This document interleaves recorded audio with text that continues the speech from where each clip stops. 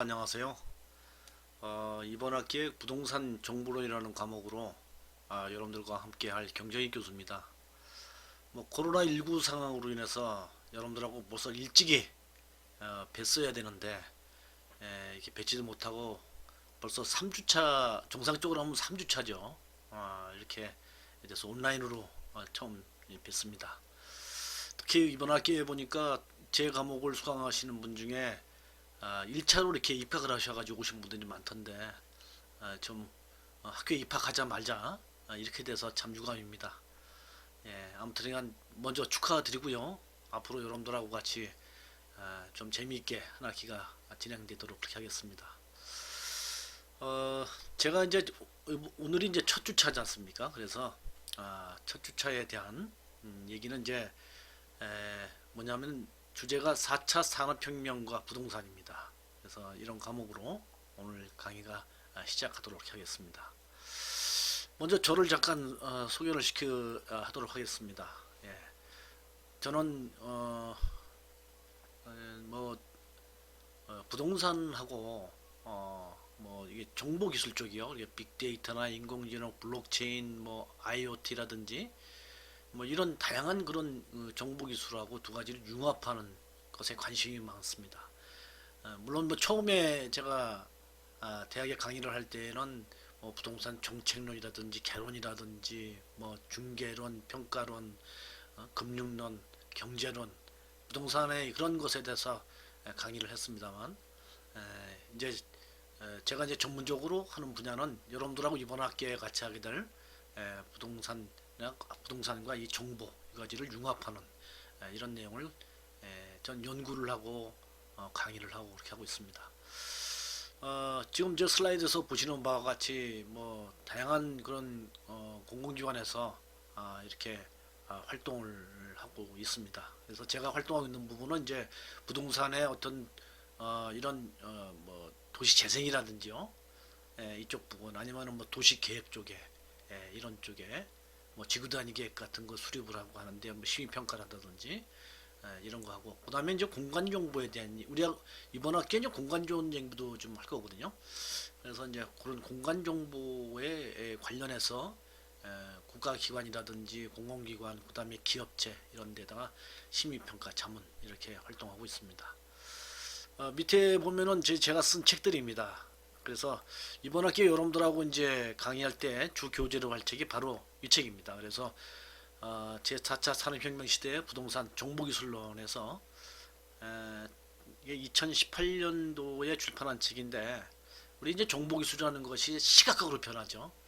예, 그래서 약간 이제 시기적으로 지금 벌써 한 2년 정도 지났기 때문에 지금 이 부분과 많이는 아니지만 바뀌는 부분들이 꽤 있어요. 그래서 이런 거에 대해서는 제가 강의 시간에 또 자세하게 이렇게 업데이트를 해가지고 강의를 하게 될 것입니다. 아마 지금 이제 강의 책을 거의 썼어요. 새로. 그래서 이제 주로 이제 빅데이터하고 블록체인에 중점을 두고 이렇게 책을 쓰고 있습니다. 그래서 아마 이번 학기는 어려울 것 같고요. 다음 학기 때, 그래서 그때 정도면은 그 책을 좀 활용할 수 있지 않을까, 이렇게 볼 수 있습니다. 자, 이번 학기에 이제 내서 먼저 강의가 어떻게 진행이 되는지 하는 거에 대해서 말씀을 좀 드리겠습니다. 부동산 정보론이라는 과목은 하여간 그 부동산의 다양한 그 정보 기술 또 이 정보를 그 수집하고 분석하는 그런 것들을 어떻게 할 수 있는지 그래서 이제 빅데이터나 인공지능이나 그다음에 이제 블록체인 이와 같은 정보 기술을 부동산 쪽에서 어떻게 활용하는지 또 우리 부동산 쪽에 이 정보라는 것의 그 이론이 어떻게 적용되고 어떻게 활용될 수 있는지 이런 것을 여러분들이 좀 실무적으로 이해하고 활용할 수 있을 정도까지 이번에 강의를 진행하려고 이렇게 합니다. 그래서 여기에 이제 평가하는 기준이 나와 있는데요. 그래서 이제 중간고사, 기말고사 보지 않습니다. 이건 별로 중요하게 생각지 않습니다. 보더라도 저는 이제 오픈북으로 이렇게 하거든요. 그래서 그런 것들은 여러분들이 이 과제를 제가 과제를 부여하는 것으로 이렇게 해서 여러분들 충분히 정리를 하게끔 이렇게 하고요.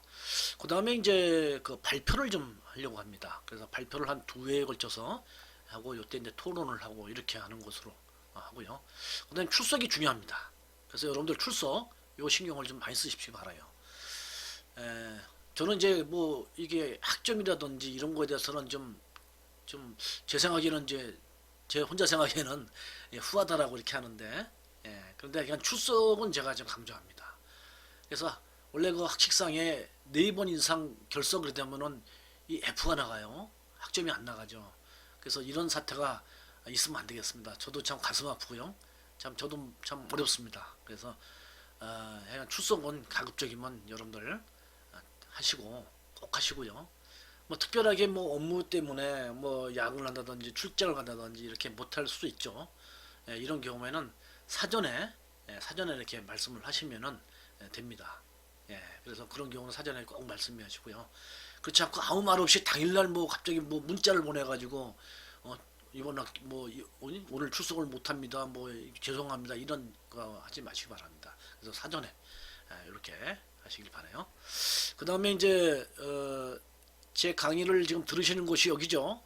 다음에 있는 제 카페에서 여러분들 들으시는데 여기서 매주차마다 제가 강의록을 제가 작성해 가지고 그걸 PDF 파일로 여러분들한테 제공할 겁니다. 그러면 여러분들이 이 카페에 가셔가지고 요 자료를 다운로드하고 그래서 그거를 프린트해서 이렇게 강의를 들으시길 바래요.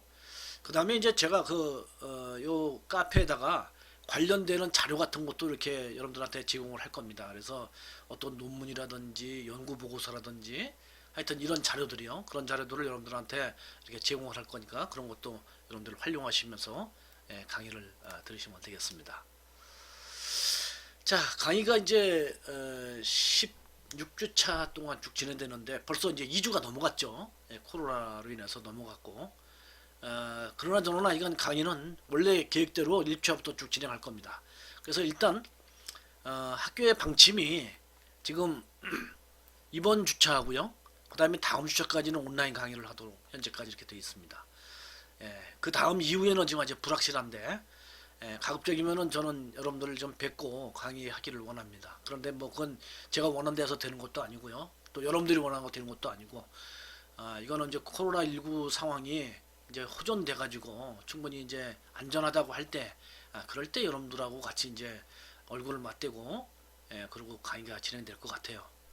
그렇지 않으면 또 온라인 강의가 또 지속될 수도 있겠죠. 하여튼 2개 주차 오늘부터 해서 이번 주차하고 다음 주차하고 2개 주차는 온라인 강의로 진행이 되고 요 온라인 강의는 카페에서 동일하게 이렇게 진행이 되니까 그걸 참고를 하시기 바라고요. 자, 이렇게 이제 16주를 다 못하죠. 벌써 이제 2주가 빠져갔습니다. 14주밖에 안 남았는데 자, 요 14주 동안에 좀 선별을 하거나 통합을 하거나 이러면서 강의를 진행하겠습니다. 그래서 이제 다음 주에는 이제 빅데이터에 대한 얘기를 좀 하고요. 그 다음에 이제 2주차 동안 그 다음에 블록체인에 대한 얘기를 할 겁니다. 블록체인이 이제 부동산에 많은 영향을 주고 변화를 줄 것 같아요. 혁신적인 변화를 줄 것 같습니다.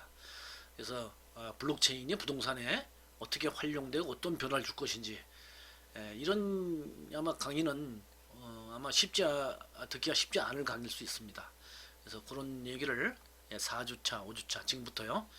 그때 실시를 하고 그 다음에 이제 프롭테크에 대한 얘기를 할 겁니다. 프롭테크는 여기 영어로 써 있는데 프롭이라는 거는 프로퍼티 그래서 이제 부동산 자산이라는 의미죠.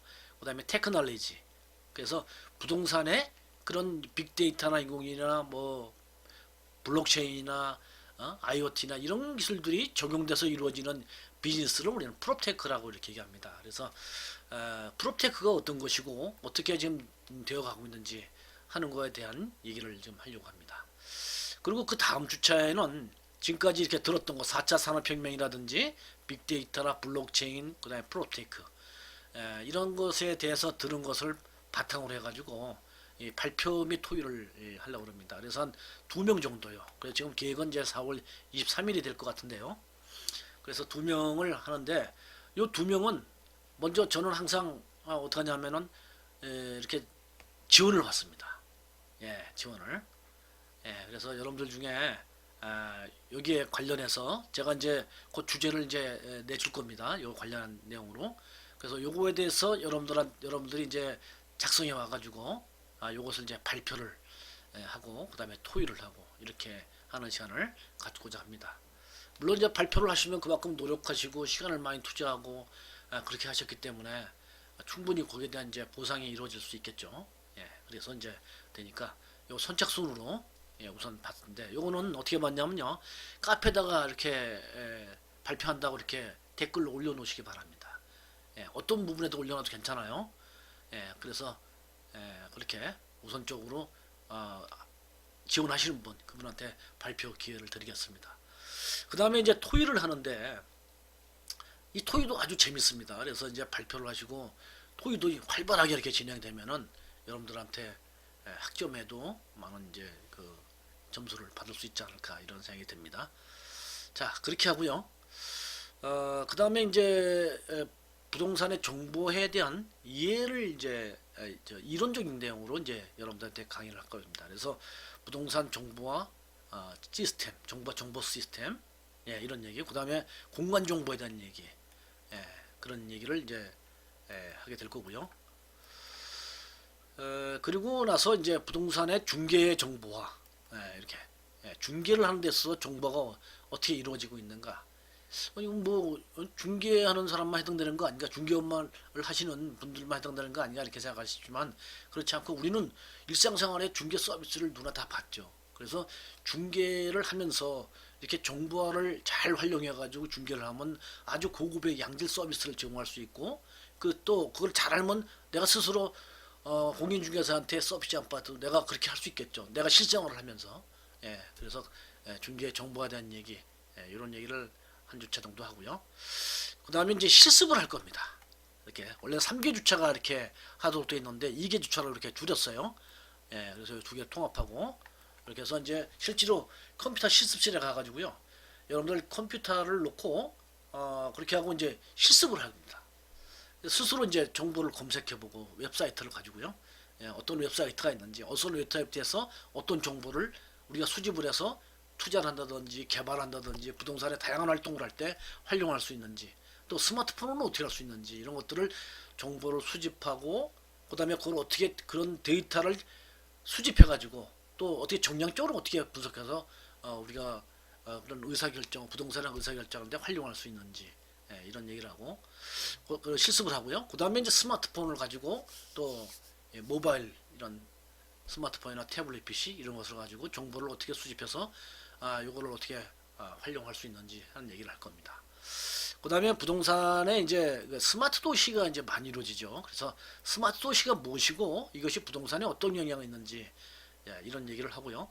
그리고 이제 다시 마지막 주차에 이제 뭘 하냐면 과제를 또 하나 이렇게 여러분들한테 제서 한 2명이 또 과제를 발표하고 토의를 하는 시간을 갖도록 이렇게 하겠습니다. 그리고 원래 이제 정상적으로 하면요, 제가 이제 현장 실습을 이렇게 했습니다. 그래서 우리가 이제 송도가 아주 우리나라에서 대표적인 스마트 도시가 된 도시죠. 송도가. 그래서 거기에 이제 현장을 가가지고 한번 이렇게 보는 시간을 가졌는데 아마 이번 학기에는 이거는 좀 어렵지 않을까 이런 생각이 듭니다. 대략 이런 식으로 이제 한 학기가 이렇게 진행이 된다 하는 거를 여러분한테 말씀을 드리고요. 지금 현재 이거는 상당히 유동적일 수 있습니다. 유동적일 수 있어요. 그래서 가급적이면은 요 계획대로 이렇게 진행을 하도록 하는데 만약에 그렇지 못할 때는 중간중간에 이렇게 좀 통합을 하거나 아니면 선별을 해서 꼭 필요한 것들 여러분들한테 꼭 알아야 할 내용 그런 거 위주로 강의가 이렇게 진행하도록 그렇게 하겠습니다. 자, 원래 이제 첫 시간이니까 제가 여러분들의 어떤 그 성향이라든라고 할까요? 어떤 특성이라고 할까? 또 여러분들의 어떤 그 바라는 바, 이런 것들을 좀 이렇게 첫 시간에 이렇게 듣고 이렇게 강의를 쭉 진행을 해야 되는데 지금 뭐 온라인으로 하기 때문에 제가 여러분들한테 어떤 특성 있고 어떤 것이 있는지 지금 설명을 여러분들 그런 얘기를 들을 시간이 없죠. 그래서 여러분들이 말이죠. 제 강의를 첫 주차에 들으면 그 밑에 그 카페 밑에다가 댓글을 달 수 있습니다. 거기다가 여러분들의 이름과 그 다음에 현재 하고 계신 일, 하고 계신 일, 그거 하고, 그 다음에 이번 학기에 여러분들이 그 다음에 이제 전공이요. 학부과정 영사 전공 있죠? 전공, 그거. 그리고 나서 이번 학기에 강의를 들을 때 희망하는 바가 있으면은 저한테 이제 이렇게 건의할 사항이 있으면은 그런 얘기를 밑에 이렇게 써주시기 바랍니다. 다시 성명, 그 다음에 현재 하고 계신 일, 하고 계신 일, 그 다음에 세 번째는 학부에서 전공, 네 번째는 지금 현재 이번 학기에 저한테 이렇게 뭐 이런 희망하는 바가 있다든지 뭐 이런 식으로 강의를 해줬으면 좋겠다든지 또 앞에서 제가 주차별로 이렇게 강의가 진행된다는데 이런 건 꼭 해주시면 좋겠다든지 뭐 이건 여러분들의 의견이 있으면은 그런 것을 댓글로 이렇게 간단하게 이렇게 다뤄주시면은 제가 이번 학기 여러분들하고 강의를 하는데 좀 도움이 될 것 같습니다. 자, 이렇게 이제 이번 학기 강의가 어떻게 진행되는지에 대해서 말씀을 드렸어요. 한 가지 제가 이제 강의 자료를 카페에다가 매주마다 이렇게 올린다고 그랬죠. 여러분들한테 올려준다고 했는데 요거 언제까지 올리냐면요. 강의가 원래 이제 매주 목요일 날 저녁 7시 10분부터 시작하지 않습니까? 그래서 제가 오전 중까지 올리겠습니다. 매주 목요일 오전. 그럼 여러분들은 오후에 그 강의 자료를 이렇게 다운받고 이렇게 보실 수 있도록 그렇게 오전 중에 제가 올려놓고 늦어도 오전까지는 올리겠습니다. 이제 뭐 물론 뭐 하루 전에도 올릴 수 있어요. 제가 좀 준비가 잘 되면은 그렇게 올리고 하여간 늦어도 목요일 오전까지 올려놓을 테니까 그걸 여러분들이 이제 오후 되면은 거기서 이렇게 보시기 바랍니다. 자, 이렇게 해서 이제 말씀을 드렸고 이제 이번 주차에 여러분들하고 이제 얘기할 제 4차 산업혁명 시대와 변혁에 대해서 요건 2기 주차로 원래 해야 되는 내용인데 1기 주차로 합해가지고 이렇게 말씀을 드리겠습니다. 자, 여러분들 혹시 그 크로스 엔카운터라는 영화를 혹시 보신 적 있습니까? 이 영화.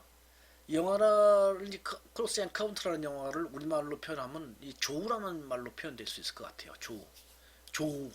뭐 군대를 이제 다녀오신 분들은 이제 훈련을 받는 과정이나 이렇게 할 때 이게 매복 같은 걸 쓰죠.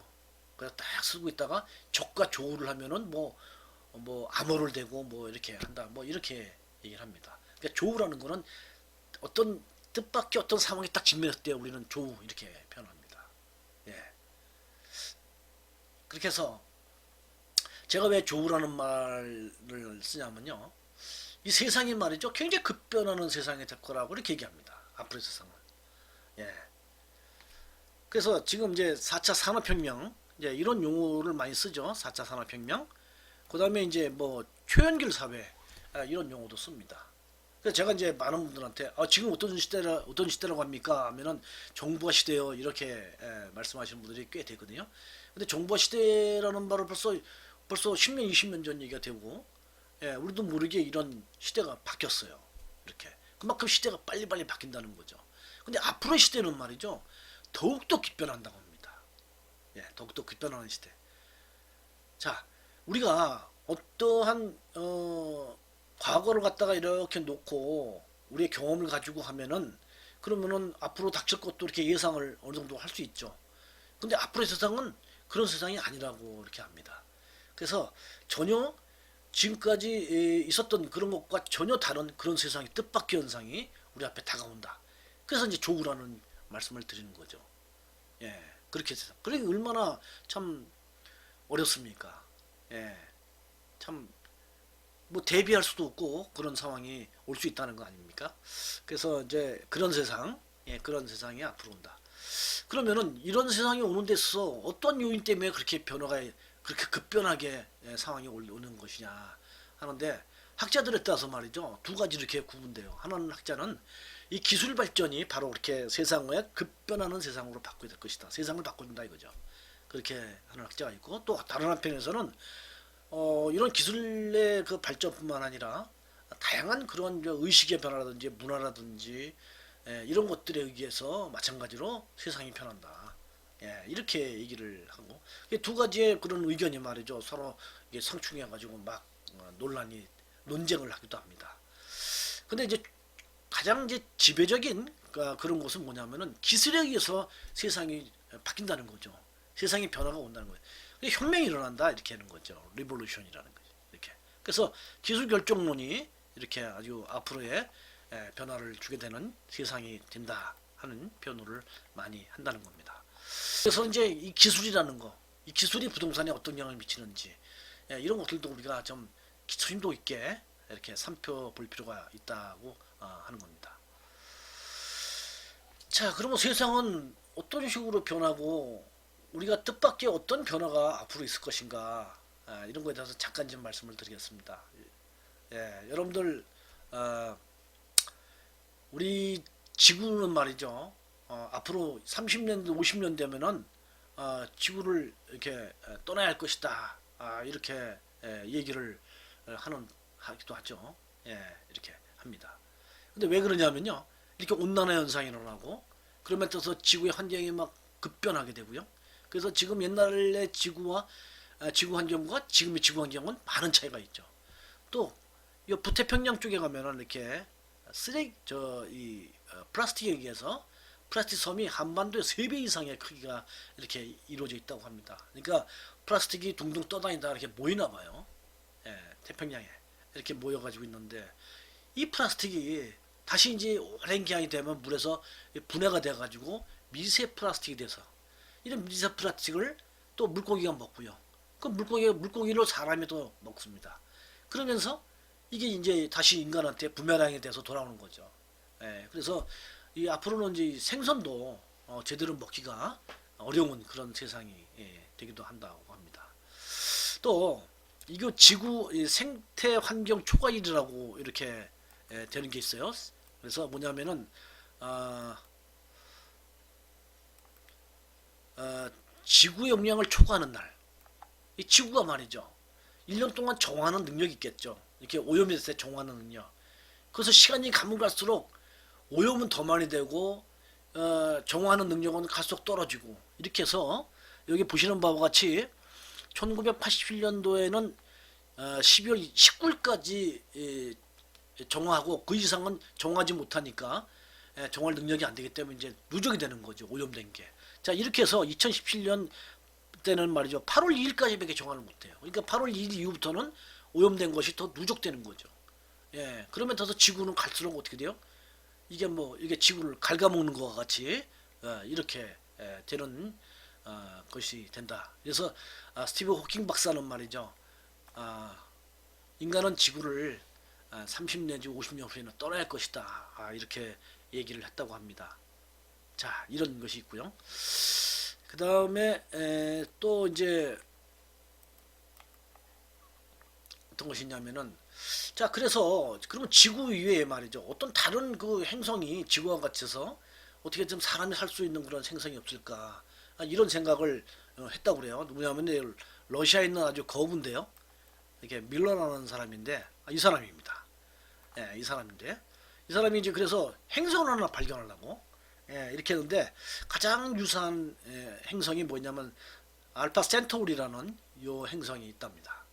근데 이게 얼마나 떨어졌냐면은 지구로부터 4.37 광년이 떨어져 있대요. 그래서 한 40조 킬로미터 거리로면 40조 킬로미터. 그러니까 빛의 속도로 가더라도 4.37년이 걸린다는 거 아닙니까? 그러니까 아무리 빠른 지금 현재 그런 전투기, 마하 3 정도 되는 정도의 그런 전투기로 말이요. 그걸로 가더라도 말이죠.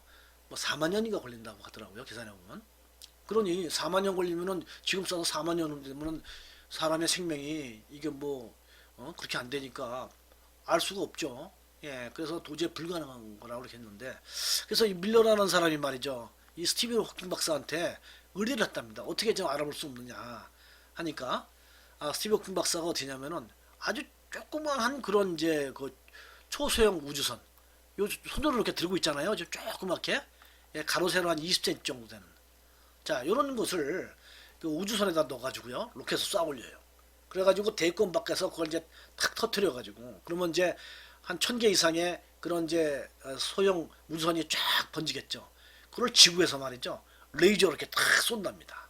이렇게 그 레이저로 이렇게 딱 쏘면은 그것이 이제 가속이 돼가지고 이렇게 레이저로 쏜 것이 가속이 돼가지고 지구 이거 광속에 한 5분의 1 속도로 이렇게 그걸 날아가게 할 수 있답니다. 이게 스티븐 홈 박사가 이제 연구한 결과예요. 그러면은 4.37억 년이면은 대략 한 20년 이상 정도 걸리면은 지구에서부터 알파 센토리 거기서 이제 그 우주선에 도착하겠죠. 자, 거기서 도착해가지고 거기서 촬영을 쫙 해가지고 그래가지고 다시 이제 비속도로 보내겠죠. 그러면 대략 한 25년에서 30년, 아무리 많이 걸려도 30년 이내에 이걸 결과를 받아볼 수 있지 않겠습니까? 그래서 이런 이제 프로젝트를 이 브레이크 스루 재단이라고 해서 이런 재단을 밀러라는 사람이 만들어서 해가지고 이제 이걸 추진하다가 아쉽게도 이게 스티브 호킹 박사가 지금 잡고 했죠. 그래서 지금은 아마 멈춰져 있는 것 같습니다. 자, 이런 이제 이걸 이제 스타샷 프로젝트라고 해요. 그래서 이런 것을 이제 수행을 하기도 합니다. 또 사람의 생명이 이제 수명이 얼마 정도 되느냐 하면은 대략 한 120년 정도 살 수 있다고 합니다. 120년. 그래서 이제 어떻게 120년이냐 하는 근거는 포유동물은 말이죠. 성장기에 6배를 산다. 이런 이제 이론이 있어요. 사람 한 20세까지 성장하면은 6을 곱하면은 한 120년 되지 않습니까? 그래서 정상적으로 120년 살아야 되는데 그렇게 살지 못하죠. 살지 못하는 이유는 한 세 가지가 이유라고 이렇게 얘기합니다. 그래서 첫 번째는 뭐냐면은 질병이에요. 지금도 뭐 코로나로 인해서 많은 사람들이 이게 사망하지 않습니까? 이런 질병이 돌고 바이러스가 갈수록 이렇게 좀 인간이 말이죠 해결하기 어려운 그런 아주 교묘한 그런 바이러스가 막 생겨죠. 지금 코로나라는 그런 바이러스는 전염도가 너무 높지 않습니까? 그래서 막 한 번만 지나가면 막 폐쇄시키고 막 할 정도로 이렇게 참 전염도가 높은데 앞으로 가면 갈수록 더 그렇게 될 것 같아요. 하여튼 이런 질병에 의해서 옛날에는 뭐그 유럽 같은 데는 말이죠. 그런 이제 질병에 의해서 뭐 몇천만 명이에요. 한 7천만 명이 죽었다. 그래서 거의 뭐 4분의 1의 인구가 이렇게 사망을 하는 그런 일도 발생하고 있지 않습니까? 그래서 약간 질병에 의해서 사망을 많이 하게 되고요. 그 수명이 단축되고 그 다음에 또 하나가 뭐냐면 기아랍니다. 기아. 먹을 게 없어서. 지금은 이제 먹을 게 이제 풍부하다고 할 수 있지만 옛날에 그렇지 못해서 많이 좀 굶어 죽기도 하고요. 그 다음에 전쟁입니다. 전쟁. 우리가 유럽 중세영 같은 거 보면은 그 양쪽으로 그냥 쫙 서로 일렬로 서가지고 그냥 맞붙어서 싸웁니다.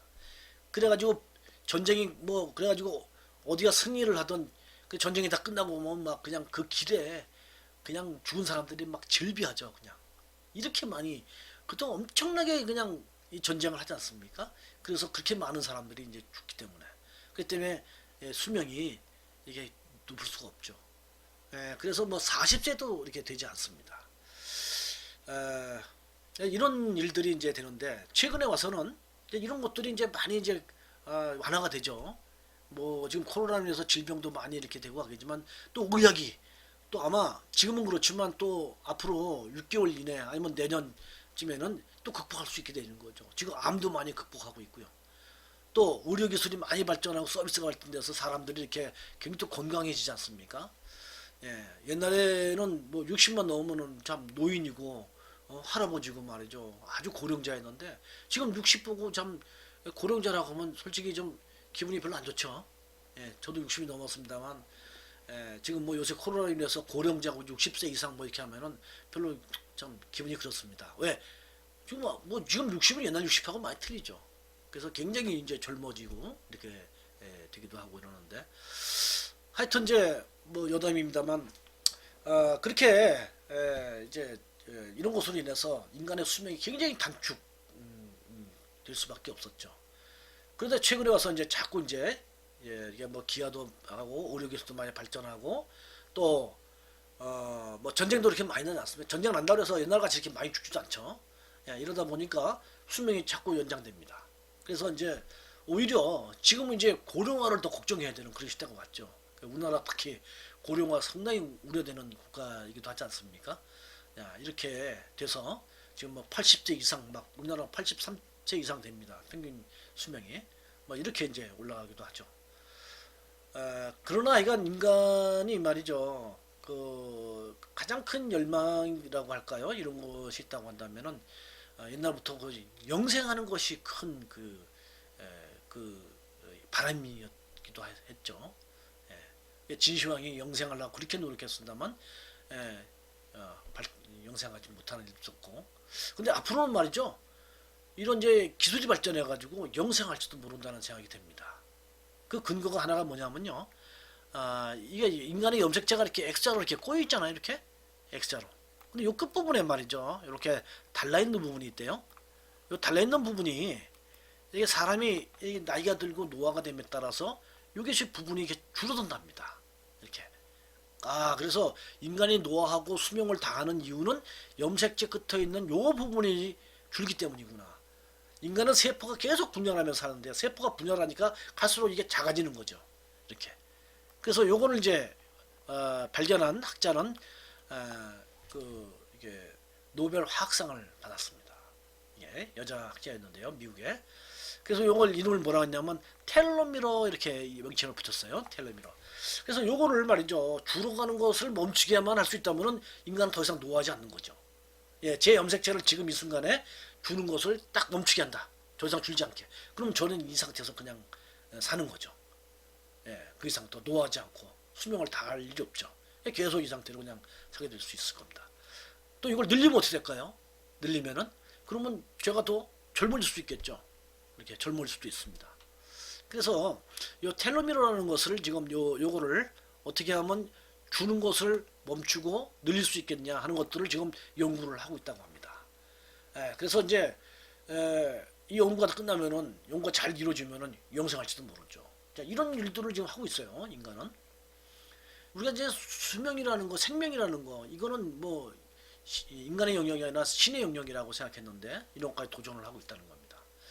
자, 또 인간의 수명을 갖다 연장하기 위해서 이 구글의 자회사인 칼리코라는 회사가 있어요. 칼리코는 이제 캘리포니아 컴퍼니 해가지고 캘리포니아에다가 회사를 하나 이렇게 샀는데, 그 회사는 아주 비밀리에 2013년부터 지금 현재 운영을 하고 있다고 합니다. 이 연구소에서요, 어떤 거를 하고 있냐면은 인간의 수명을, 목표가 500살이랍니다. 500살까지 살고 어떻게 할 수 있겠는가 하는 것을 연구를 하고 있다고 합니다. 그래서 지금 이제 비밀리에 하고 있기 때문에 지금 어떤 연구가 얼만큼 진행되는지는 지금 정확하게 알 길은 없는데, 여기 연구하는 사람들이 가끔 이제 연구 발표를 어디 세미나에 가서 발표를 하고 하는 얘기를 통해서 지금 일부 추측하는 내용이 있어요. 그건 뭐냐면은 여기에 이렇게 흰 두더지가 있어요. 이렇게. 자, 두더지 여러 가지 종류 중에 흰 두더지가 있는데, 이 두더지는 일반적인 두더지보다 8배를 더 산답니다, 수명이. 그래서 어떻게 해서 8배를 더 사는가 하고 흰 두더지를 이렇게 연구를 해보니까, 다른 일반 두더지와 다르게 여기서는 새로운 어떤 물질이 나오더라는 거예요, 자체 내에서. 그래서 그 물질에 의해서 일반적인 두더지보다 8배를 더 사게 된다. 그래서 이거를 이제 인간에서 잘 적용시키면은 인간도 이제 그렇게 살 수 있을지 모르죠. 이런 연구를 하고 있어요. 이렇게 지금 뭐 우리가 생각지 못했던, 전혀 참 상상하지도 못했던 이런 일들을 지금 인간이 지금 해 나가고 있고요. 해 나가고 있는 것을 언젠가는 실현되는 것을 우리는 과거를 놓고 봤을 때 보아왔죠. 이런 것들이 있다는 겁니다. 자, 그 다음에 또 이제 뭐냐면요, 이렇게 이제 이 슈퍼 베이비가 이렇게 나타나기도 하게 될 것이다. 슈퍼 베이비. 눈은, 이게 눈은 말이죠, 거의 막 그냥 뭐 굉장히 좋은 눈으로 2.0, 3.0이 되는 시력이. 그 다음에 IQ는 말이죠, 뭐 한 300, 400 되고, 예? 뭐 이런 슈퍼 베이비. 그래서 뭐 체력도 굉장히 강하고, 아주 강한 체력으로. 이런 것들을 앞으로 만들어낼 수 있다고 합니다. 그래서 이걸 연구하기 위해서 어떻게 하냐면은 유전자 조작을 하는 거죠. 유전자. 그래서 유전자 가위를 가지고 인간이 딱 태어났을 때, 아니면 인간의 유전자 중에 어느 부분을 딱 잘못된 것을, 열성인 것을 도려내고 거기다 새로운 그 아주 좋은 유전자를 딱 붙이고, 이렇게 하는 유전자 가위. 그래서 뭐냐면 크리스퍼라는 유전자 가위를 지금 개발을 해가지고 이거를 정확하게 그 해당되는 부분을 도려내고 붙이고 이렇게 할 수 있는 것을 지금 상당히 연구가 이루어졌다고 해요. 그래서 우리가 이제 저널 같은 것을 이렇게 보면요, 저널 같은 거 보면은 이렇게 처음에 이제 이론 같은 거를 할 때는 이제 네이처지에다가 이렇게 이제 실죠. 이제 이런 것들이 좀 현실화되면서부터는 이제 어떻게 했냐면은 이제 더 이코노미스트라든지 아니면 타임지 이런 데다가 싣거든요. 근데 벌써 이미 타임지까지 이런 것이 났다는 것은 완전 실용하는 단계로 계속 급속히 발전하고 있다 하는 겁니다. 여러분들 잘 아다시피 유전자를 이제 해독을 하는데 이미 말이죠. 유전자 해를 하는데 이런 해독하는 그런 회사에서 한 한 1000불 정도 1000불 이하 지금 이게 한 100불 정도도 된대요. 그래서 한 그 정도 되면은 유전자를 해독하는 이것을 지금 할 수 있죠. 예, 그래서 유전자를 해독해 가지고 어떤 질병이 있고 어떤 것이 어떻게 되고 그러니까 지금 먼저 인간이 가장 두려운 게 내가 암이라는 것에 걸릴 가능성이 있는가 또 치매에 걸릴 가능성이 있는가 예? 알츠하이머증이라든지 이런 것에 인간으로서 치료하지 못하는 그런 난치병 그런 것에 내가 걸릴 가능성이 없는가 이게 굉장히 두렵잖아요. 예. 근데 그런 것들을 유전자를 갖다가 이렇게 해독함으로 인해서 미리 알 수 있고 또 그런 것을 앞으로 이제 크리스퍼라는 가이를 가지고 그런 것을 갖다가 미리 대처를 할 수 있고요. 이렇게 할 수 있게 되는 연구를 하고 있다는 겁니다. 참 놀라운 그런 연구를 하고 있다고 볼 수 있죠. 자, 이렇게 세상이 이렇게 참 앞으로는 어떻게 될지 모른다는 거예요. 그렇게. 그래서 이 어느 만화가 우리나라의 만화가가 말이죠. 1965년도에 이런 만화를 한번 그린 적이 있습니다. 그래서 이 만화를 그렸을 때 사람들은 웃었어요. 왜? 전기자동차가 길을 다니고, 그 다음에 태양열을 이용하는 집이 생기고, 전파되는 그런 신문을 보고, 신문으로 이렇게 종이된 신문을 보니까 전파되는 신문을 보고, 예? 이렇게 뭐 이런 것을 갖다가 이렇게 뭐 소형 TV를 본다든지 예, 이런 것들을 갖다가 1965년도에 2000년이 되면 이렇게 될 것이다. 이렇게 얘기했는데 그 당시에 65년도에는 사람들이 말도 안 되는 얘기라고 했겠죠. 예, 그랬을 겁니다. 근데 지금 보면은 다 이루어진 거죠. 다 예, 이런 식으로 우리가 지금 봐서는 말도 안 되는 거라고 생각하는데 그런 것들이 다 이렇게 이루어진 것으로 이렇게 예, 하는 학습 효과 이런 것을 봤을 때 앞에서 제가 말씀드린 것들이 과연 허황된 것도 아니고 그것이 곧 우리가 생각보다 훨씬 더 빠르게 와 닿는다는 거죠. 이렇게 또 이 만화가 말이죠. 2015년 또 만화를 또 그렸어요. 예, 그래서 2050년이 되면은 이렇게 될 것이다. 그래서 우주의 발전소가 되고 뭐 이렇게 보면 여러 가지 또 뭐 여기에 뭐라고 써 있습니까? 예, 그다음 움직이는 그런 건물이 생기고 뭐 이런 것들이 여기 많이 써 있죠. 그런 것들이 이제 이렇게 될 거다고 했을 때 이제 어떨까요? 이게 이루어질까요? 한번 이렇게 우리가 한번 그런 것에 이제 실수를 했잖아요. 그래서 이런 것이 된다고 하는 것은 아마 그럴지 몰라 이제 이런 생각을 하는 거죠. 예, 제가 이런 말씀을 드리냐? 제가 앞으로 여러분들하고 얘기할 것들이 여러분들이 과거를 가지고 생각하면은 이건 뭐 그러겠어? 부동산이 그렇게 되겠어? 이런 생각을 할 수 있을지 모르는데요. 앞으로의 세상은 그렇게 과거에서 연결되는 세상이 아니라 전혀 다른 세상이 될 수 있다고 하기 때문에 그런 것을 좀 염두에 두셨으면 해서 말씀을 드리는 겁니다. 앞으로의 이런 이제 변화가 있대요. 그래서 여기 보시는 바와 같이 뭐 2021년이 되면은 로봇에 의한 서비스가 앞으로 더욱더 확대되고요. 그 다음에 이제 사물 인터넷이 많이 연결이 되고 그다음 빅데이터에 의해서 그런데 다양한 것을 정보를 갖다가 볼 수 있게 되고요.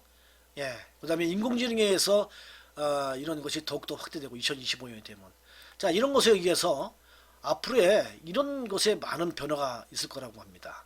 그래서 어떤 거냐면은 사물 인터넷에 의해서 일조개의 인터넷에 일조개의 물체가 연결이 된다는 겁니다. 일조개. 예, 이게 이제 어떤 의미를 갖냐면요.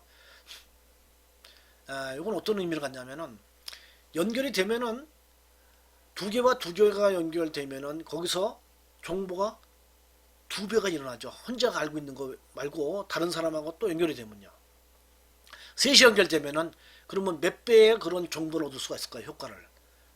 3배니까 6배가 아니고요. 2의 3승 효과죠. 그래서 8배의 효과가 있습니다. 자, 4시 연결되면요. 그러면은 8배 효과가 아니라 16배 효과가 있고 2의 n승의 효과가 있다고 합니다. 2의 n승. 2의 이렇게 n승. 이게 네트워크 효과라고 이렇게 얘기합니다. 이런 네트워크 효과. 예, 그래서 일조개가 연결이 되면 거기서 엄청난 정보가 만들어진다는 거죠. 2의 1조승이라는 효과가 있다는 거죠. 2의 1조승. 이게 엄청난 거죠.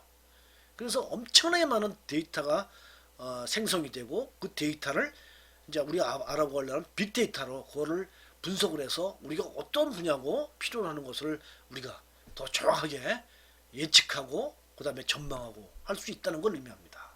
그래서 이게 엄청난 거죠. 대략 이게 2022년 된다. 전체 전문가들이 한 500명이 말이죠. 500명한테 하니까 2022년 되면은 89% 이상이 연결될 것이다. 1조개가. 이렇게 본다는 거죠. 그 다음에 로봇 약사가 등장하고요. 2021년 되면은.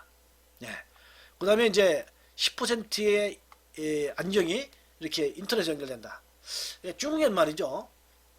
이 경찰한테 이 안경을 지급해 주는데 이 안경을 딱 쓰고 다니면은 순찰할 때 우리는 이제 어떤 사람이 좀 경찰이 봤을 때 좀 의심이 된다 하면은 그 사람을 딱 세워가지고 거기서 신분증을 보여달라고 그러고 그러면서 이렇게 불신 검문하지 않습니까? 근데 여기 이 안경을 쓰고 딱 보면은 그 사람이 딱 안면에 인식 기술이 있어가지고 그 사람의 데이터가 쫙 가서 그래서 용의자 중에 그와 같은 정보가 있는지 없는지를 분석을 해가지고 옆에다 딱 보여준답니다. 아, 저 사람 용의자다. 이렇게. 그러면 딱 보는 순간 용의자니까 그냥 딱 검거하면 되겠죠. 자, 이런 것들이 왜 그러냐면은 인터넷에 이렇게 안경이 연결되기 때문이죠. 이런 것들이 10%가 이게 안경이 10%가 연결된다. 이게 10%라는 숫자가 전체의 10%니까 얼마 아닌 것 같지만 사실은 인터넷을 활용하지 않는 그런 사람들, 후진 국가라든지 우리나라에서도 뭐 나이가 많은 분들, 이런 것들을 제외하면은 이 숫자라는 것도 상당한 숫자일 수 있습니다. 10%가. 자, 그 다음에 3D 프린트에 의해서 자동차가 만들어진다. 이런 것들이요. 또 뭐 스마트폰이 90% 이상이 스마트폰을 사용하게 된다. 우리나라는 지금 현재 가장 많은 보급률을 갖고 있죠. 세계 최고로. 그래서 한 95%가 쓰는데 이게 2023년 되면은 거의 뭐 대부분의 인구가 스마트폰을 쓰게 된다. 그러면은 스마트폰을 가지고 다양한 정보를 활용할 수 있게 그게 된다는 거죠. 그 다음에 모든 90%라면 거의 모든이죠. 그래서 인터넷에 이렇게 정기적으로 접속을 하게 된다. 그 다음에 감사에 인공지능을 활용하게 된다. 30%가. 자, 블록체인에서 정부의 세금을 징수하는 일이 있다든지. 그 다음에 교통신호가 없는 5만 명 이상 되는 첫 도시가 2020년 되면 등장한다든지. 자, 그 다음에 전 세계 GDP 10%가 블록체인 기술에 의존하게 된다. 27년이 되면. 자, 이런 것들을. 그래서 이런 것들이 하나의 이제 티핑 포인트로 이제 작용한다. 티핑 포인트라고 한다면은 뭐냐면은 아주 전에와 전혀 다른 그런 점을 그런 급속도로 발전하는 그런 것을 이제 통과하게 된다 이거죠. 이런 연도에, 이런 연도에. 그럼으로 인해서 이런 것들이 더욱더 확산된다. 이렇게 볼 수 있다는 겁니다. 자, 또 이런 얘기도 합니다. 우리가 이제 미래를 연구하는 학자 중에 이제 커즈와이라는 학자가 있어요. 이 커즈와이라는 학자가 있는데 이 학자는 뭐라고 했냐면은 The singularity is near라고 해서 이제 특이점이 다가온다. singularity 하면 이제 우리는 특이점이라고 이렇게 표현하죠. 특이점이 다가온다. 한 이제 책을 2010년도에 이렇게 썼는데 그 책에 보면요. 2045년 되면은 특이점이 도래할 것이다. 이렇게 특이점이라고 한다면은 지금까지 지나온 것과 전혀 다른 그게 세상이 되는 고점 그걸 특이점이라고 할 수 있는데 최근에 와서 이제 특이점을 뭐라 하냐면은 AI가 인간의 지능을 뛰어넘는 시점이다. AI 인공지능이 사람의 지능을 뛰어넘는 고점, 그 통과하는 고점, 그게 바로 특이점이다 이렇게 표현합니다. 그것이 2045년 되면 온다는 거죠. 이렇게 표현을 합니다. 자, 만약에 인공지능이 사람의 지능을 뛰어넘는다 이렇게 한다면은 어떤 일이 상상될 수 있을까요? 아마 인공지능이 말이죠 사람을 지배할지도 모른다는 얘기도 될 수 있을지 모릅니다. 이렇게 인공지능이 스스로 자기가 판단하고 스스로 자기가 또 더 좋은 인공지능을 만들고 로봇을 만들고 이렇게 될 줄도 모르죠. 그렇다면은 우리는 말이죠. 진짜 우리가 알지 못하는 그런 세상이 앞으로 세상일지 모릅니다. 그게 언제라고요? 2045년입니다. 또 이렇게 이제 제가 부정적으로 말씀드렸지만 긍정적으로 보면은 그렇게 좋은 인공지능이 나옴으로 인해서 세상의 변화도 엄청나게 변화하고 발전하겠죠. 예. 그래서 아마 굉장히 그 편하게 안전하게 이렇게 또 잘만 인공지능이 활용된다면 그렇게 된 세상이 또 올지도 모르겠습니다. 아무튼 이건 2045년 하면은 지금으로부터 뭐 지금 한 25년 후 아닙니까? 25년도 뭐 전혀 되는 다른 그런 세상이 우리 앞에 놓일지도 모른다 이렇게 보이는 거죠. 자, 이런 것들도 사실은 이제 많은 변화를 주는 것 중에 하나라고 볼 수 있죠. 자, 그래서 우리가 이제 4차 산업혁명에 들었으면서 여러 가지 저성장이 이루어지고 저활력이 이루어지고 예, 저활력이 이루어지고 또 그런 반면에 사회에도 어떤 비용이 굉장히 많고 사회적인 비용이 굉장히 많이 발생되고요. 자, 그런 것들. 그래서 생산성이 이렇게 저하되고 또 사회 현안에 해결할 그런 문제가 많이 증가함으로 인해서 이런 것들은 이제 다양한 이 정보 기술을 이렇게 잘 활용함으로 인해서 우리는 이제 새로운 그러한 이제 문제를 해결하고 좀 더 풍요롭고 편리하고 안전하고 이런 좀 더 여유롭고 이런 세상이 열릴 수 있도록 이렇게 해야 될 거고요. 그게 될지도 모른다는 거죠. 이렇게. 자, 그래서 자 이제 이런 세상 그래서 우리가 이제 앞에서 제가 이제 새로운 세상이 열린다는 말씀을 드리려고 여러 가지를 이제 지금 말씀을 드렸습니다. 에, 최근에 와서요. 지금부터 한 몇 년 전에 이렇게 이제 그 다보스 포럼이라는 데서 그 이게 다보스 포럼 회장이죠. 클라우즈 슈법이라는 이 회장이 뭐라고 했냐면은 앞으로는 이제 4차 산업혁명 시대가 이제 우리가 도입이 됐고 그런 것으로 해서 많은 변화가 있을 것이다. 이런 얘기를 했습니다. 자, 4차 산업혁명. 자, 이거는 이제 벌써 이제 1차부터 3차까지 이뤘다는 거죠. 그래서 1차라고 한다면은 이제 이런 전기권에서 이제 기계화가 되는 것이 1차고요. 2차는 전기에 의해서 산업화. 3차는 이제 컴퓨터에 의해 인터넷에 정보가 이루어지는 것이고 4차는 이제 이런 좀 더 고도화된 그런 정보기술, AI나 빅데이터나 블록체인 이런 디지털 기술에 의해서 지능화가 이루어지는 이제 4차 산업혁명이 이루어진다. 그래서 이런 이제 이루어지면서 이렇게 혁명이라는 4차 혁명이라는 것이 이제 계속 이렇게 진화해 돼가는 이런 것이 되고 있는데 사실 이제 혁명이라고 한다면 산업혁명이라고 한다면은 사실은 어떤 부분적인 변화가 있는 것이 아니라 우리 생활에 우리의 인식이나 우리의 생활, 우리의 문화 이런 것들이 모두 다 변하는 이런 것이 바로 이제 할 때 우리는 혁명이라는 단어를 쓰거든요. 그래서 이런 이제 변화는 어떻게 의해서 이런 혁명이 일어나느냐 하는 것인데 여기서 보는 바와 같이 이런 그런 법령 기술에 의해서 법령 기술을 하면은 어떤 일정한 어떤 부분적인 데에서 적용되는 기술이 아니라 모든 부분에 다 적용될 수 있는 그런 기술이죠. 다시 말하면 인공지능이라든지 빅데이터라든지 블록체인 이런 것들은 어느 한정된 부분만 적용되는 기술이 아니라 모든 부분에 적용할 수 있는 거라서 바로 이런 기술들이 바로 법령 기술이라고 합니다. 자, 이런 것에 의해서 이제 혁신적인 발전을 할 때 우리는 이제 산업혁명이 일어나는 것으로 이렇게 얘기를 하죠.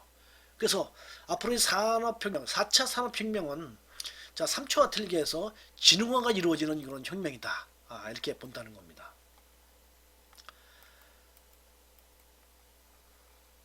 자, 그래서 이런 그러면 4차 산업혁명은 어떻게 해서 이루어졌는가 하는 건데, 자, 이 4차 산업혁명을 이제 얘기한 사람은 이제 아까 말씀드렸듯이 이제 클라우스 슈법이라는 그 다보스 포럼 회장인데요. 이 다보스 포럼 회장인 클라우스 슈법은 독일에서의 그 부흥을 재붕을 하자는 운동을 했어요. 그걸 뭐라고 하냐면 이제 인더스트리 4.0이라고 합니다. 인더스트리 4.0 이렇게. 원래 중국은 제조업이 굉장히 강한 국가죠. 예, 그래서 한때는 세계 최고의 국가였는데 최근에 와서 자꾸 이제 뒤처지는 느낌을 이제 스스로 국가 스스로 독일 국가 스스로 이제 받았다는 모양입니다. 자, 그래서 이렇게 우리가 지금 자꾸 뒷걸음치는 것 같은데 발전이 안 되고 우리 옛날에 우리가 세계 최고의 국가로 이렇게 하던 그때를 다시 우리가 되돌아가지 않겠는가. 야, 그렇다면 우리가 제조업이 가장 강한 국가니까 빅데이터나 인공지능이나 이런 것을 가지고 우리가 좀 더 이건 좀 혁신적인 그런 산업을 이렇게 할 수 있도록 해야 되겠다 해서 나온 것이 뭐냐면 인더스트리 4.0이에요. 자, 이런 것에 의해서 말이죠. 실제로 사실 굉장히 빠른 속도로 아주 저렴한 비용으로 이렇게 이제 산업화가 굉장히 발전하는 것을 이제 목적을 한 거죠. 클라우드 슈버 박사가 했고 또 하나 뭐냐면 우리나라에서 말이죠. 이 알파고가 이제 인공지능에 사람의 지능을 뛰어넘는 이런 것을 이제 바라본 거죠. 굉장히 충격이었죠. 예. 왜 그러냐면은 사실 인공지능이라는 것은 사람의 두뇌를 뛰어넘기가 불가능하다고 봤습니다. 예. 왜냐하면은 이제 1950년대부터 이제 인공지능이 이제 나오기 시작했는데 본격적으로 그러다가 어느 정도 이제 인공지능이 발전하다가요. 그것이 이제 한계가 부딪혔어요. 인공의 사람의 지능을 뛰어넘기는 이제 불가능하구나. 이래서 침체기에 들어섰다가 다시 이제 1980년대부터 다시 연구가 시작됐고요. 그러다가 이제 이 알파고라는 것이 이제 2010년도 이제 3월 달에 실제로 이제 이세를 구단하고 바둑을 두면서 실제로 사람의 지능을 뛰어넘을 정도가 된 거죠. 그 어려운 숫자. 자, 바둑이라는 것은 가로 19줄, 세로 19줄입니다. 거기다 한 점을 두는 거죠. 상대가 둔 것에 대응해서. 그럼 그 경우의 수는 뭐냐면 2에 19 곱하기 19승이죠. 19 곱하기 19승에 이런 경우의 수 중에 한 점을 두는 거예요. 상대가 둔 것을 대응해서. 그러니까 아주 복잡한 계산이죠. 그러니까 사람도 그걸 두기가 굉장히 어렵죠. 그 점을 하나 두기가 굉장히 어려운데. 그래서 인간 중에 가장 바둑을 잘 두는 그런 사람보다 더 잘 둘 수 있어야 될 거 아닙니까? 그러면 그만큼 분석을 잘 할 수 있어야겠죠. 그 인공지능을 가지고. 예, 그게 가능하다겠느냐. 이게 가능하다고 하면은 사람의 지능을 뛰어넘는 인공지능을 만들 수 있다고 보는 거죠. 예, 그것이 바로 이 알파고를 통해서 그걸 봤다는 겁니다. 그 가능성을. 인공지능이 사람의 지능을 충분히 뛰어넘을 가능성이 있다. 자, 독일의 제조업이 그런 다양한 정보를 통해서 아주 혁신적이고 아주 효율적이고 생산비도 낮추고 빠른 시간 내에 제조하는 걸 바라보고 또 인공지능이 사람의 지능을 뛰어넘을 가능성도 보고 이런 것을 보면서 3차 산업과 다르게 새로운 세상이 열리겠구나. 자, 이런 것을 보고 이렇게 이제 클라우스 슈바브는 4차 산업혁명이 이제 이 논을 주장하게 되었다는 거죠. 물론 여기에 이제 이게 반론을 제기하는 사람도 있어요. 리프킨이라는 사람인데, 자, 리프킨이라는 사람은 뭐냐면은 이건 이제 3차 산업의 연장이다 이렇게 본 거죠. 왜냐하면은 3차 산업혁명이라는 게 컴퓨터하고 그런 이제 그런 정보 기술에 의해서 네트워크, 인터넷에 의해서 이루어지는 건데 결국에 4차 산업혁명에서 뭐 다양한 그런 정보 기술들, 빅데이터나 인공지능이나 블록체인 이런 것도 역시 마찬가지로 컴퓨터하고 인공지능을 기반으로 해서 하는 것이 아니냐. 그렇다면은 전혀 다른 그런 것이 일어날 때 혁명이라고 하는데 전혀 다른 것이 아니라 그것이 좀 발전한 것뿐이다. 그러니 4차 산업혁명이라고 말하기는 좀 적절치 않다. 이렇게 리프키라는 사람은 주장하고 있어요. 또 고든이라는 학자는 뭐냐면은 생산성에 뚜렷한 변화가 없고 ICT 기술로서 2차 산업혁명의 위대한 발명을 능가하는 임팩트가 아니다. 그 정도의 임팩트가 아니다. 그러니 4차 산업혁명이라고 이렇게 3차와 구분할 수는 없다. 이런 것으로 얘기를 하기도 합니다. 이렇게. 자, 아무튼 이가 그러나 저러나 지금 현재 이제 이게 이제 일부 학자가 주장하기는 합니다만 지금 이제 4차 산업혁명이 독립이 됐고 그러고서 이제 4차 산업혁명 시대에 어떻게 이제 그걸 대비해야 될 것인가 하는 것을 지금 많은 그런 것이 이제 주장하고 연구하고 하는 것이 이제 대세라는 거죠. 이렇게 가고 있다는 겁니다. 자, 이런 4차 산업혁명은 이제 각 국가에서 이렇게 이제 핵심 기술이 있죠. 이런 빅데이터나 인공지능이나 사물 인터넷 이런 것이 있는데 이런 것이 우리나라는 좀 많이 좀 뒤쳐져 있습니다. 외국하고 비교해 보면은 우리나라가 지금 이렇게 뒤쳐져 있죠. 가장 이제 잘 돼 있는 나라가 미국이고요. 미국을 기준으로 보면 우리나라는 좀 많이 뒤쳐져 있다. 자, 여기 이제 한 몇 년 전인데 최근에 와서는 한 80%에서 85% 정도 이렇게 수준이 되어가기도 합니다. 중국이 굉장히 더 바싹 따라와요. 지금 자, 이런 식으로 이렇게 되어가고 있다 하는 겁니다. 자, 그래서 이제 이런 이제 4차 산업혁명이 일어나는데, 자, 이렇게 됨에 따라서 어떤 이제 변화가 있느냐, 어떤 특징이 있느냐, 4차 산업혁명은. 그래서 이제 이런 4차 산업혁명은 크게 세 가지의 특징이 있다라고 얘기를 해요. 그래서 그 첫 번째의 특징은 뭐냐면 이제 급진적이고, 두 번째가 파괴적이고, 융복합적인 그런 특징이 있다. 이렇게 얘기들을 합니다. 그래서 그걸 좀 더 세부적으로 한번 살펴보죠. 먼저 급진적인 건데요. 지금 이제 알파고와 이슬고단하고는 이제 알파고 그것이 굉장히 뛰어나고 놀라운 그런 인공지능을 이제 만든 거죠. 자, 요걸 이제 개발한 사람은 이제 하사신다 하사비치라고 하는 이제 사람인데, 이 사람이 이제 이걸 만들었고 나서요. 2010년도에 만들었죠. 그래서 1년 후에 말이죠. 알파고 제로라는 걸 또 개발했어요. 인공지능을. 근데 알파고 제로는 알파고하고는 전혀 다른 개념입니다. 그래서 알파고 제로하고 알파고 둘이 바둑을 두게 하니까 그냥 전승을 했어요. 알파고가 100대 0으로. 예, 이렇게. 이 정도로 1년 만에 또 엄청난, 그보다도 더 엄청난 이런 또 인공지능을 만들어내기도 하고요. 그 다음에 자, 유전자 해독 앞에서 봤지만 이런 걸 해독하는데, 해독을 하려면 1990년대 한 10년 이상, 그 다음에 한 또 비용이 한 30억 불 걸렸는데, 지금은 말이죠. 심슨에 이거 하는데 한 6주, 그리고 이제 비용도 한 100불 정도밖에 안 듭니다. 그래서 기술의 발전이 급진적으로 이렇게 일어나는 거죠. 굉장히 빠른 속도로 혁명이 일어난다. 이렇게 볼 수 있다는 겁니다. 자, 그 다음에 또 하나가 뭐냐면요. 이렇게 이제 4차 산업혁명 시대에서의 특징은 뭐냐면은 승자 독식하는 것이 굉장히 빠른 속도로 이루어진다. 우리가 이제 빵이라는 것과 이제 배시라는 것으로 이렇게 얘기하는데, 이 빵이라는 것은 뭐냐면은 이게 이제 요 앞자만 딴 거예요. 그래서 이제 빵 하면은 이제 페이스북, 그 다음에 아마존, 넷플릭스, 그 다음에 구글, 이렇게 해서 요거 이제 앞에 A자 하나 더 붙이기도 해요. 애플을 갖다가 더 붙이기도 합니다. 이런 기업이 세계적인 기업이죠. 또 중국에 가면 이제 뱃이라고 해요. 뱃. 그래서 뭐냐면 뱃이 앞자가 뭐냐면 바이두, 그 다음에 알리바마, 텐센트. 자, 이런 기업들도 중국에서 최고의 기업들이죠. 이런 기업의 특징은 뭐냐면요, 전부 다 플랫폼을 운영하는 기업입니다. 이 플랫폼은 뭐냐면 이렇게 투망같이 하나만 구성해 놓으면은 사람들이 자진해서 거기다가 막 데이터를 갖다 넣어줍니다.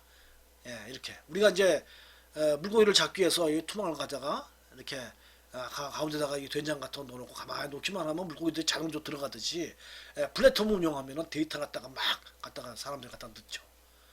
우리가 페이스북이라든지 아니면 구글이라든지 이런 기업들, 우리나라로 치면은 뭐 네이버라든지 이런 기업에 전부 다 플랫폼을 운영하죠. 그래서 거기서 메일 서비스를 우리가 이용할 수 있고, 그 다음에 검색을 할 수 있고, 뭐 클라우드라는 걸 서비스를 해주고 이렇게 해줍니다. 근데 전부 다 무료죠. 예, 왜 무료로 해줘요? 이걸 이렇게 좋은 기능을 갖다가. 근데 이런 좋은 기능을 그런 기업체에서는 엄청난 예산을 들여서 하면서 이렇게 무료로 해주는 이유는 뭐냐면은 데이터를 수집하기 위해서 합니다. 그런 무료로 서비스 줘야지는 플랫폼을 운영함으로 인해서 사람들은 그것을 이용하려면 검색을 하고 거기다가 데이터를 넣고 하니까 그런 것들을 다 수집하기 위해서 하는 거예요. 그런 데이터를 가지고 어떤 비즈니스를 하게 해서 엄청난 기업으로 되는 거죠. 그래서 세계적인 기업이 과거에는 예를 들어서 뭐 제조업이나 금융이나 이런 뭐 그런 유류 이런 쪽에 있는데, 지금은 어떠냐면 전부 다 이런 플랫폼을 운영하는 이런 기업들이 최고의 기업으로 지금 되고 있는 거죠. 이렇게 결국에는 지금은 뭐냐면은 데이터가 가장 큰 힘이고요. 그 다음에 이런 데이터가 많이 갖고 있는 것이 바로 승자 독식하는 그러한 것이 바로 지금 시점에 이런 현상들이다. 이렇게 바라볼 수 있다는 겁니다. 부동산 쪽도 마찬가지로 이제 부동산 쪽에서 이런 데이터를 얼마큼 잘 나가려냐 이런 것들이 굉장히 큰 경쟁력이고, 그런 것이 힘이 되고 권력이 될 수 있다. 이렇게 이런 것을 의미합니다.